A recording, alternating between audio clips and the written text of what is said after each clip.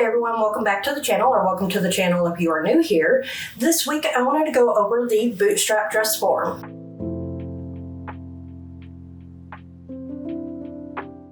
Okay, a couple months ago I actually went over making my half scale dress form, which you can see in the video linked here.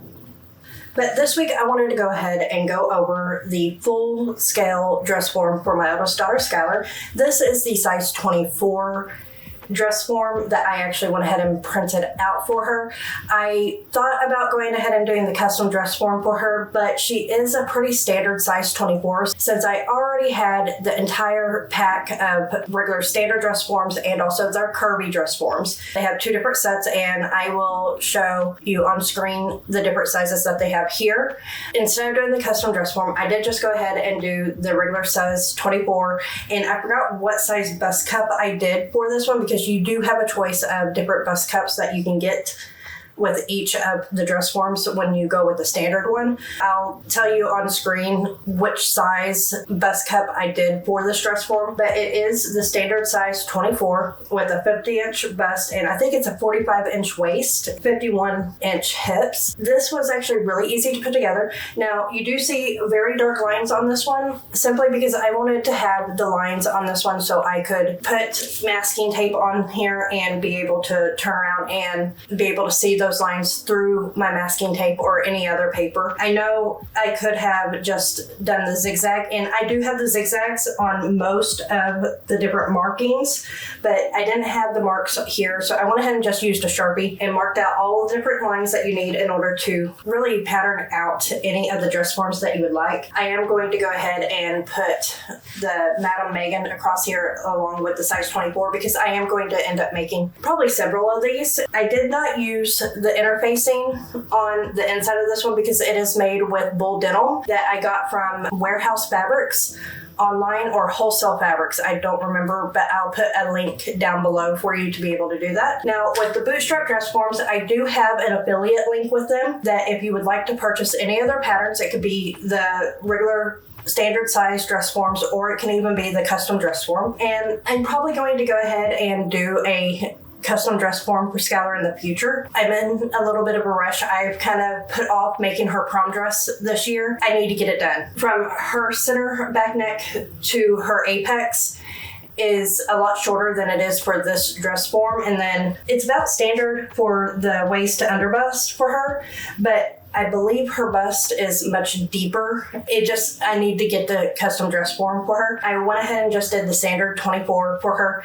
even though she is pretty much a standard, but the only difference between her and the standard dress form is from the center back to her apex is a little bit different. This was easy to stuff. I took about 10 pounds of stuffing to get this completely stuffed out, and I did go ahead and use a car wash sponge for the neck, Sharpie to do the lines. So I have all of that. Overall, yes, I do suggest for those that want a plus size or even a custom size, go ahead and do the Bootstrap, because in order to get a custom size dress form, it's going to cost you a couple $1,000s, and that's money I don't have. Even this is so much cheaper, and you can customize it, sew it yourself, so you can have any fabric on here. I wanted to just use the regular unbleached cotton style fabric, so I'll be able to use it and actually kind of see what it would look like on skin tone. But I've actually went ahead and I'll go ahead and show you this one. This is my old dress form that is my half scale, and it's a size 8, I believe. It works. It works really well, and it's made up just the same way that this one was made up. It's just literally I scaled it to 50% on my printer and printed this out.